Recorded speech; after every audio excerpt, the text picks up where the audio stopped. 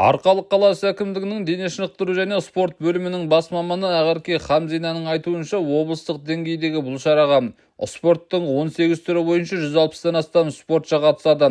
Бұған қоса көптеген қонақтар мен жанкүйерлер келеді деп күтілуде. Жарыстар келесі спорт түрлері бойынша өткізіледі: қазақ күресі, дзюдо, бокс, үстел теннисі, тоғызқұмалақ, шахмат, волейбол, баскетбол, футбол, жеңіл атлетика, пневматикалық мылтықпен ату, көкпар, аударыспақ және асық ату.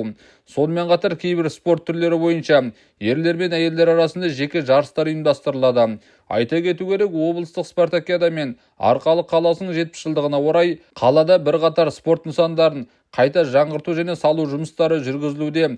Негізгі іс-шаралар оның ішінде спартакиаданың ашылу және жабылу салтанаты жігер спорт кешенінің стадионында өтеді. Осыған байланысты аталған нысанда ауқымды қайта жаңарту жұмыстары қолға алынған. Атап айтқанда, спорт кешенін жөндеуге шамамен 10 миллион теңге, ал стадионды қайта жаңғыртуға 200 миллион теңге бөлінген. Спорт кешенінің жабық ғимаратында ағымдағы жөндеу жұмыстары жүргізілуде.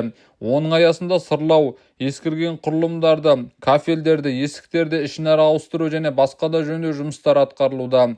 Стадионда қайта жаңарту барысында тартан жабыны бар жүгіру жолақтары, футбол алаңының көгал жабыны жаңартылады.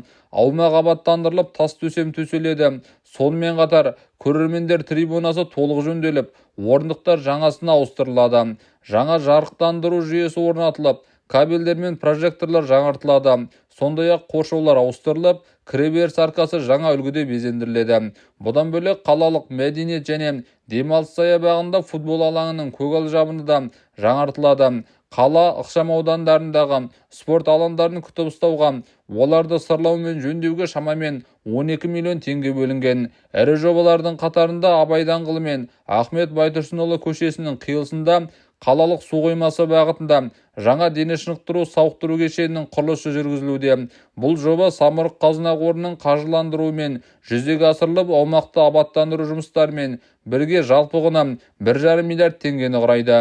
Сонымен қатар облыстық бюджет есебінен құны 545 миллион теңге болатын жабық хоккей кортының құрылысы басталды. Сондай-ақ облыстық бюджеттен 660 миллион теңгеге бөлініп, Родина ауылындағы дене шынықтыру сауықтыру кешенінің құрылысы жалғасуда. Бұдан бөлек Маясова көшесіндегі 28-ші үй маңында жаңа спорт алаңы салынып пайдалануға берілді. Арқалық қаласы әкімдігінің дене шынықтыру және спорт бөліміне бөлінген қалған қаражаттың барлығы облыстық спартакиаданы жоғары деңгейде өткізуге дайындық жұмыстарына бағытталған. Оразхан Зейнулла, Виталий Саяпин, Нұрислам Абдысалық, Арқа Ньюс ақпараттар қызметі.